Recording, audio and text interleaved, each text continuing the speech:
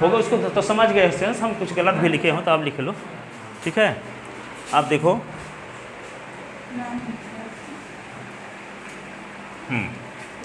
तो देखो 8.2 exercise 11th class binomial theorem chapter का नाम है। सुनो, इसके क्वेश्चन 10 बताए जा चुके हैं। अब 11 नंबर क्वेश्चन देखो।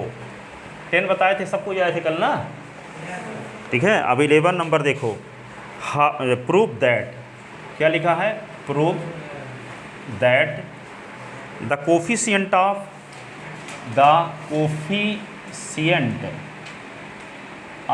x की power n in the expansion of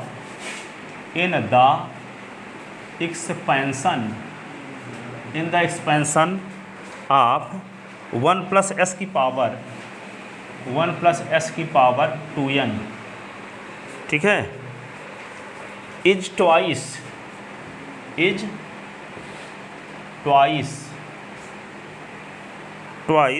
the coefficient of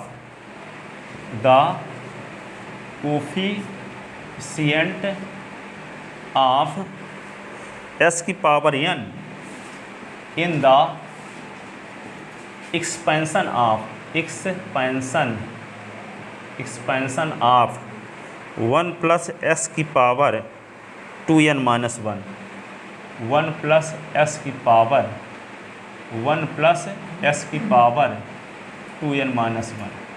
ये कहता है कि इसके प्रसार का इसके प्रसार, इसको एक्सपेंड करेंगे तो s की पावर n का जो कोफिशिएंट होगा वे 2 टाइम्स होगा इसके एक्सपेंड में s की पावर n के कोफिशिएंट से।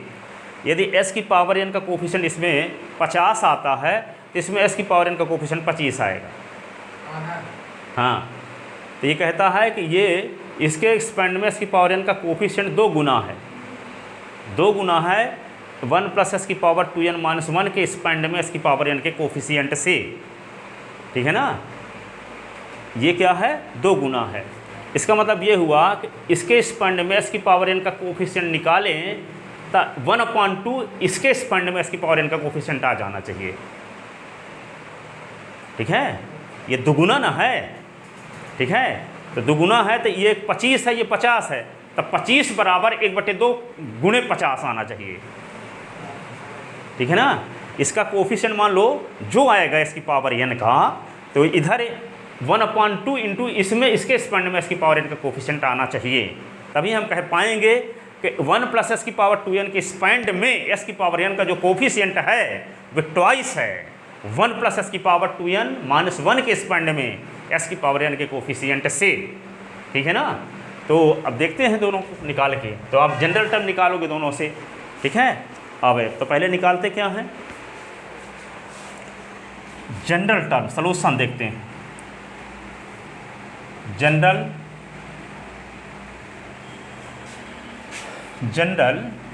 Term in the expansion of 1 plus s की पावर 2n, ठीक है। तो क्या लिखेंगे? टी आर प्लस 1, तो लिखोगे 2n CR और 1 की power 2n minus R s की पावर R। इसी को क्या लिख सकते हैं? T R plus 1 2n CR, 1 की पावर कुछ भी हो तो वही रहेगा। For the coefficient of s की power n we put r is equal to n। r के स्थान पर n रखें तभी नहीं s की पावर n यहाँ रहेगा। तो for the coefficient of s की power n we put r is equal to n in equation first. तो क्या होगा? t n plus 1 2n CN s की power n, hence coefficient of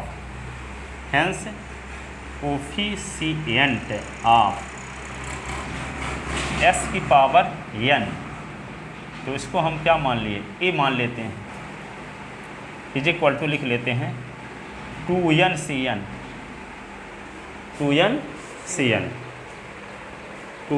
CN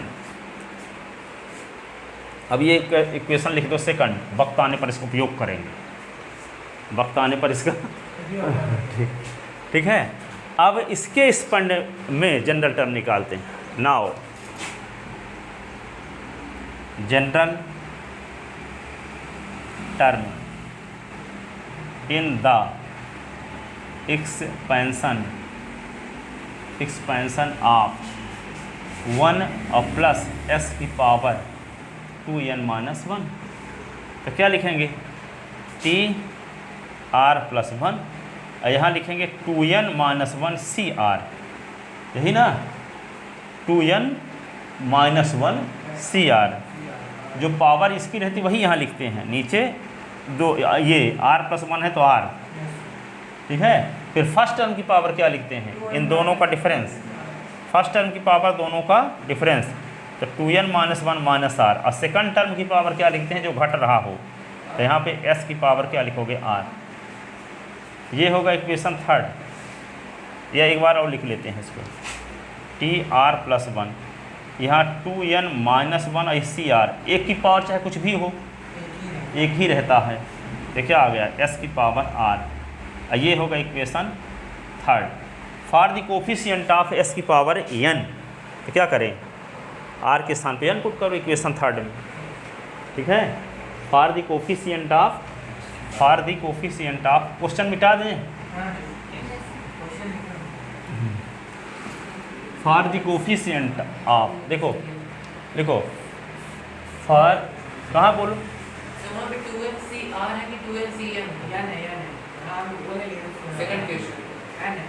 n है, यह है, तो r के स्थान पे क्या पुट किए हैं हम, r इक्वल टू n, तो r के स्थान पे n पुट किए तो n आ गया है यहाँ। फिर for the coefficient of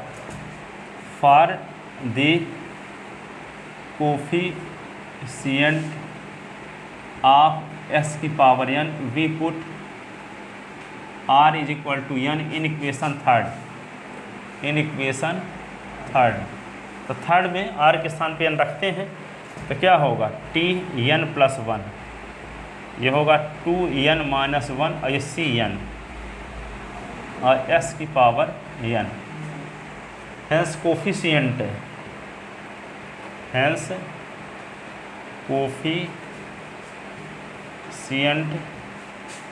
of s की power n in the expansion of 1 plus s की power 2n minus 1 is equal to 2n minus 1 cn, ये आएगा ना, 2n माइनस 1 cn, ये आएगा। अब देखो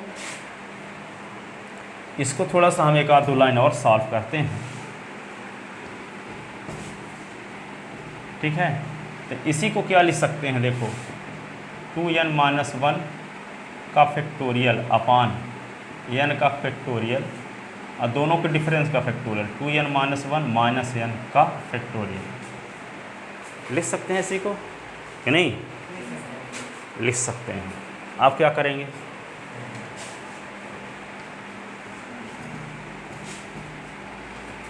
देखो यहाँ पे 2n माइनस 1 का फैक्टोरियल, ये n का फैक्टोरियल, ये क्या हुआ 2n से n निकाल दो, n माइनस 1 का फैक्टोरियल लिख दिए। आप क्या करें, इसी को इतना लिखे हो, इधर लिख लेना, यही बार छोड़ देते हैं, इसको मिटाते हैं थोड़ा सा। अब देखो हम 2n का ऊपर नीचे मल्टीप्लाई करते हैं, ऐसा क्यों करते हैं, जैसे मान लो 5 माइनस 1 का फैक्टोरियल यहाँ आपके पास उपस्थित है, यदि 5 का गुणा कर दें तो ये 5 का फैक्टोरियल बन जाएगा।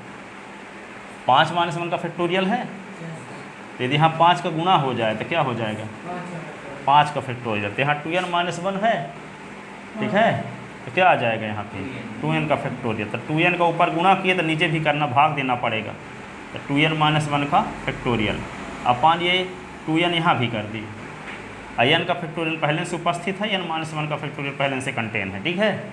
अब ये क्या मिलके हो जाएगा 2n का फैक्टोरियल हो जाएगा ना, 2n का फैक्टोरियल। यहाँ 5 माइनस 1 का फैक्टोरियल तो 5 का फैक्टोरियल।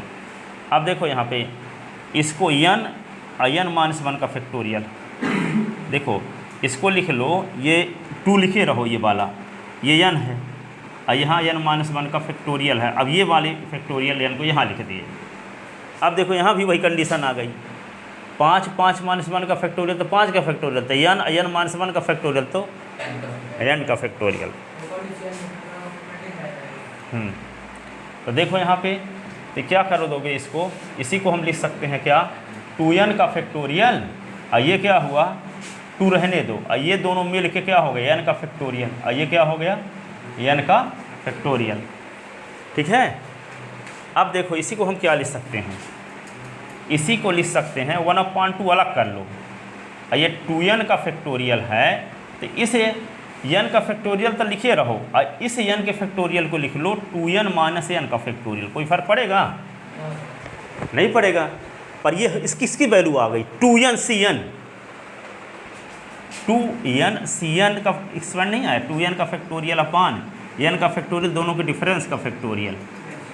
तो इसके स्थान पे क्या लिखा जा सकता है, 2n cn, इसके स्थान पे ये लिखा जा सकता है, ये बगल में लिखे रहना। तो ये क्या आ गया 1/2 और ये हो गया 2n और cn, और 2n cn क्या था 1 प्लस s की पावर 2n के स्पंड में s की पावर n का कोफिशिएंट था। ठीक है। तो 1 प्लस s की पावर, दो चीज़ें यहाँ पे थी, 1 प्लस s की पावर 2n था और 1 प्लस s की पावर 2n माइनस 1 था। ठीक है। तो 1 प्लस s की पावर 2n के स्पैंड में s की पावर n का कोफिशिएंट निकाले थे तो आया था 2n cn। ठीक है। अब यहाँ पे 1 प्लस s की पावर 2n माइनस 1 के स्पैंड में s की पावर n का कोफिशिएंट निकाले तो ये आया, ये 1/2 2n cn आया। तो ये क्या था, कोफिशिएंट ऑफ s की power n in the expansion of 1 plus s की पावर 2n, यही ना आया। तो इसी को हम क्या लिख सकते हैं आगे हम ये लिख सकते हैं ये तो है कोफिशिएंट ऑफ, ये लेफ्ट हैंड साइड में क्या चल रहा था, कोफिशिएंट ऑफ s की power n in the expansion of 1 plus s की पावर 2n माइनस 1, ये क्या था कोफिशिएंट ऑफ s की power n in the expansion of 1 plus s की पावर 2n माइनस 1। ठीक है। तो इधर हमको मिल गया रिजल्ट फाइनल, ये फाइनल रिजल्ट मिला, कोफिशिएंट ऑफ s की power n in the expansion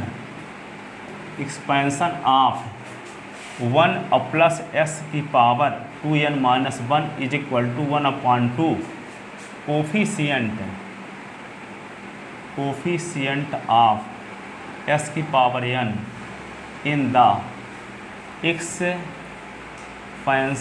of 1 plus s की पावर 2n। ये कौन इक्वेशन से, फ्रॉम इक्वेशन, कुछ इक्वेशन लिखे थे जब कोफिशिएंट लिखे थे तो फ्रॉम इक्वेशन थर्ड से लिख दिए हैं। 2n cn के स्थान पे हम लिख दिए कोफिशिएंट ऑफ s की power n in the expansion of 1 plus s की power 2n from equation third. ठीक है। तो ये 2 इधर जब आ जाएगा तो 2 इंटू कोफिशिएंट ऑफ s की power n in the expansion of 1 plus s की power 2n minus 1 is equal to coefficient of s की power n in the expansion of s की पावर 2n 1 प्लस s की power 2n plus 1। ठीक है। तो ये coefficient दुगुना है, तभी ना इसमें 2 का गुणा करना पड़ता है, तब बराबर हो पाता है। जैसे मान लो यहाँ पे a is equal to 1/2 b आया, इसका मतलब क्या हुआ 2a is equal to b आया, तो b क्या है, दुगुना है a का, b दुगुना है a का, इसीलिए 2 का जब गुणा करेंगे a में तब इसके बराबर हो पाएगा। ठीक है। तो दुगुना कौन है, b। तो ये 2 जब इधर आ जाएगा तो इधर वाला दुगुना माना जाएगा। यही तो प्रूफ भी करना है कि 1 प्लस s की पावर 2n के स्पैंड में s की पावर n का जो कोफिशिएंट है वो ट्वाइस है, किसका, 1 प्लस s की पावर 2n माइनस 1 के स्पैंड में s की पावर n के कोफिशिएंट का ट्वाइस है। ठीक है ना। तो इस 2 को चाहे इधर लाओ, चाहे वैसे भी बोल सकते हो कि जब 1 + s⁻2n के एक्सपेंड में s⁻n के कोफिशिएंट का जब आधा करते हैं तब आता है ये, ठीक है। इसका मतलब ये दुगुना है। ये कोफिशिएंट कब आता है? जब इस कोफिशिएंट का आधा करते हैं। तो दुगुना कौन होगा? ये वाला कोफिशिएंट, ठीक है। चाहे एक लाइन और लिखना हो तो लिख सकते हो। ये 2 को त्रिया गुना कर दोगे तो 2 × लिख दोगे coefficient of s⁻n in the expansion of 1 + s⁻2n - 1। फिर coefficient of s⁻n in the expansion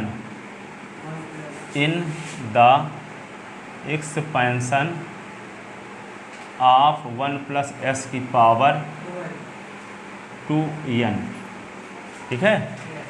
तो ये वाला कोफिशिएंट तब आएगा जब इस वाले कोफिशिएंट में 2 का गुणा करेंगे, ठीक है। इस वाले कोफिशिएंट में जब 2 का गुणा करेंगे तब ये वाला कोफिशिएंट आएगा। तो दुगुना कौन हुआ? ये कि ये वाला।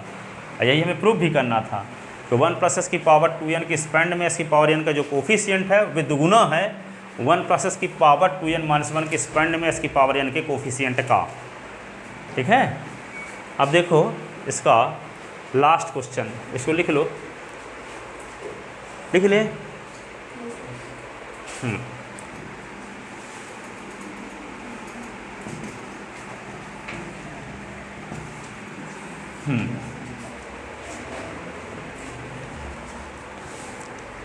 तो अगला क्वेश्चन 12 नंबर ये है 8.2 NCERT math class 11 binomial theorem, question number 12। Last question है 8.2 का, 8.2 का लास्ट क्वेश्चन 12 नंबर। 12 नंबर क्या है?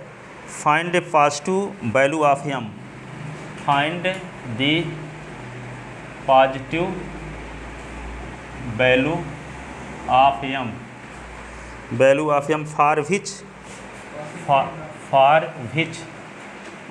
The coefficient of x² in the expansion of क्या 1 + s⁻m, 1 + s⁻m इज 6, ठीक है। 1 + s⁻m है ना। तो ये कहता है कि 1 + s⁻m के स्पेंड में s² का जो कोफिशिएंट है 6 के बराबर हो तो m की वैल्यू क्या होगी? तो m की जो वैल्यू हो सकती है उसमें पॉजिटिव वैल्यू कौन होगी, ठीक है। तो पहले हम 1 + s⁻m के स्पेंड में s² का कोफिशिएंट निकालेंगे।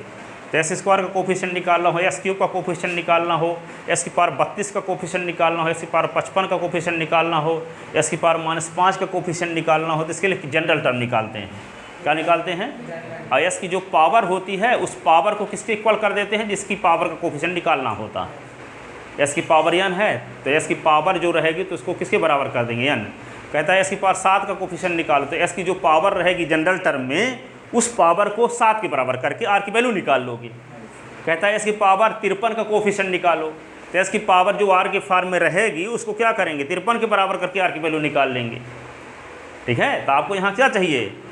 s की पावर 2 का कोफिशिएंट यानी s² कोफिशिएंट चाहिए। तो हम जनरल टर्म निकालेंगे तो जनरल टर्म में s की पावर जो रहेगा r के फॉर्म में उस पावर को किसके इक्वल कर देंगे? r नहीं को s² के 2 के बराबर करेंगे। क्यूब का कोफिशिएंट निकालना होता 3 के बराबर करते, s की पावर 4 का कोफिशिएंट होता तो s की पावर जो होती है उसको 4 के बराबर करते, ठीक है। सिवलाल में 2500 क्वेश्चन दिए हैं इस टाइप के, RD शर्मा में 2500 क्वेश्चन दिए हैं। यहाँ 2-3 क्वेश्चन रहते हैं, तब घर में आप उसी टाइप क्वेश्चन लगाने की कोशिश करो, ठीक है। और पूरे यहाँ क्वेश्चन जब बताए जाते तो टाइम भी इतना नहीं रहता कि सब क्वेश्चन बताए जाएँ, ठीक है। इसीलिए यहाँ पूरे तो हम इसीलिए NCERT के पूरे क्वेश्चन बताते हैं, ठीक है।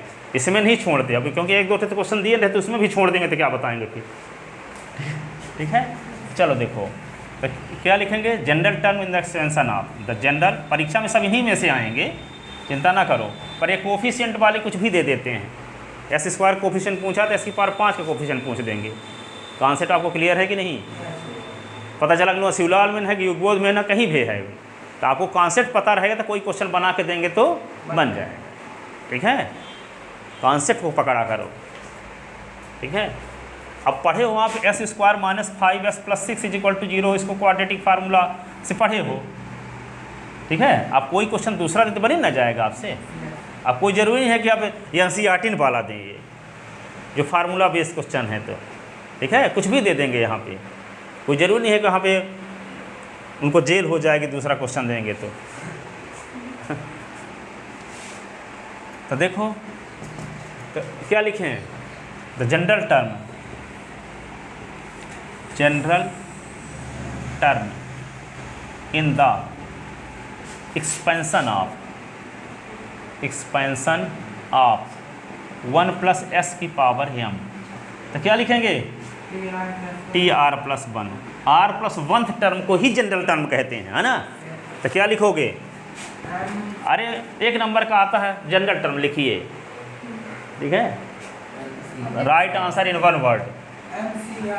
हाँ, तो KM CR 1 की power m minus r s की पावर r।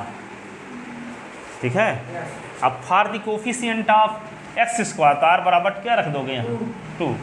यदि r माइनस 2 भी होता, r माइनस 7 होता तब भी हम 2 करते इसको। s की जो पावर रहती उसको 2 के इक्वल करते। तो यहाँ s की पावर तो r है, तो r के स्थान पर 2 करेंगे एस स्क्वायर कोफिशिएंट के लिए। क्यूब का कहता तो r के स्थान पे 3 रखते, 4 क्या कहता तो r की पावर 4 रखते।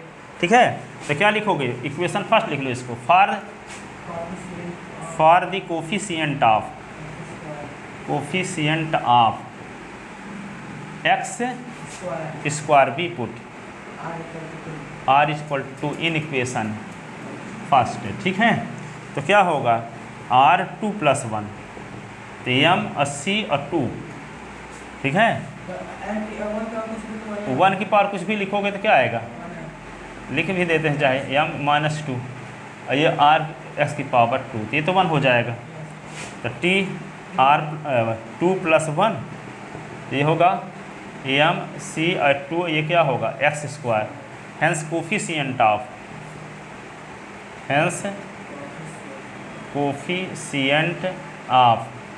X square is equal to m c 2। ठीक है, और coefficient of X square question में दिया भी है 6। हाँ, but coefficient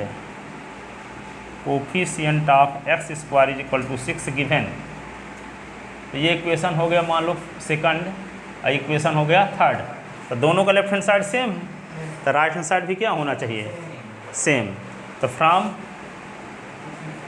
second and third we get क्या मिला, m 82 इज इक्वल टू 6 है। तो m का फैक्टोरियल अपॉन 2 का फैक्टोरियल, m माइनस 2 का फैक्टोरियल इज इक्वल टू 6 है। ठीक है, अब इसको सॉल्व करते हैं। तो सॉल्व जब करेंगे तो क्या मिलेगा, दिस इम्प्लाइज m का फैक्टोरियल, देखो m का फैक्टोरियल है तो m के फैक्टोरियल को कहाँ तक बढ़ा दें, m माइनस 1 m माइनस 2 तक, और आगे नहीं बढ़ेंगे तो कट जाएगा। तो m माइनस 1 और m माइनस 2 का फैक्टोरियल, ये क्या हुआ 2 का फैक्टोरियल m माइनस 2 का फैक्टोरियल, ये 6, ये से कट गया। ठीक है, अब इसको क्या लिखेंगे, m माइनस 1 2 गुणे 1 बराबर 6। हाँ, तो m माइनस 1 6 दूना 12, टाइम कितनी होगी, चलो। तो m square minus m minus 12 बराबर 0। अब क्या लिख देंगे, m square minus 4m plus 3m plus 12 minus 12 0। ठीक है, तो m कॉमन लेंगे तो क्या होगा, m माइनस 4 और प्लस 3 कॉमन, तो m minus 4 is equal to 0। तो क्या होगा, m माइनस 4 m प्लस 3 0। तो m is equal to m minus 4 is equal to 0, m plus 3 is equal to 0, m is equal to 4, m is equal to minus 3। M is equal to 4 value, इसको छोड़ दो।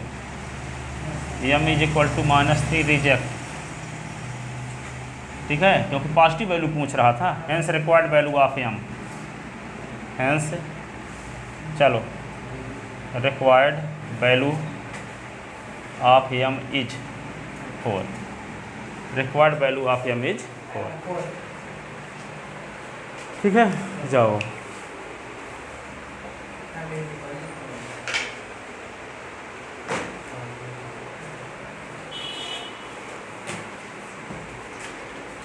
तो अभी 8 पढ़ा रहे थे, अब 6, 7 पढ़ाएंगे। ये इतना है, आगे वाला कोर्स से हटा है दोनों में, एमपी बोर्ड सीबीएसई बोर्ड दोनों से नहीं, 2 ही एक्सरसाइज है, इसके आगे वाली विश्लेषण में कुछ नहीं पढ़ा। हाँ 8.1 8.2 बस है, आगे नहीं है। हाँ आप कल 6 पढ़ाएंगे, 6, 7, ठीक है, ताकि एग्जाम वाला कवर रहे। ठीक है, जाओ हो गए।